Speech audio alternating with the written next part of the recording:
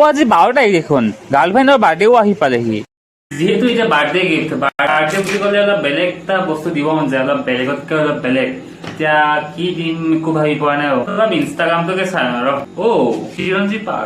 বহুত ধুনীয়া ছবি আঁকে ন অল ইণ্ডিয়া ডেলিভাৰীও আছে ইনষ্টাগ্ৰামতে কণ্টেক্ট নম্বৰটো আছে এই কল এটাকে কৰিয়ে লওঁ আৰু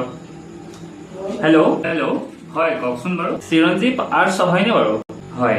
তুমি ছবি আঁকা ন হয় মই ছবি আঁকো তোমাৰ মই ইনষ্টাগ্ৰামত দেখিছিলো এখন ছবি আঁকি দিব লাগিছিল তুমি পাৰিবানে হয় নেকি হয় পাৰিম বাৰু কি হ'ব বাৰু মই এই নম্বৰটোতে তোমাক ফটোখন দি দিম আৰু তুমি এনে A4 সাইজৰ কিমান মান লোৱা বাৰু মানে চাৰ্জটো আৰু ডেলিভাৰী চাৰ্জ হয় নে আৰু ফ্ৰেম দিয়া হয় A4 সাইজটো 499 লোৱা হয় আৰু ডেলিভাৰী চাৰ্জটো ফ্ৰী আৰু লগত ফ্ৰেম এটা ফ্ৰী দিয়া হয় ইমান কম দামতে আপুনি ইমানখিনি বস্তু দি আছে ঠিক আছে বাৰু মই ফটোখন দি দিম আপুনি সোনকালে মই আঁকি দিব হা হ'ব আৰু দি দিব ঠিক আছে মই আঁকিবলৈ আৰম্ভ কৰিম এতিয়া ফাইনেলি বস্তুটো পালেহি এখন দেখিলো তাই পাক্কা ইমপ্ৰেছ হ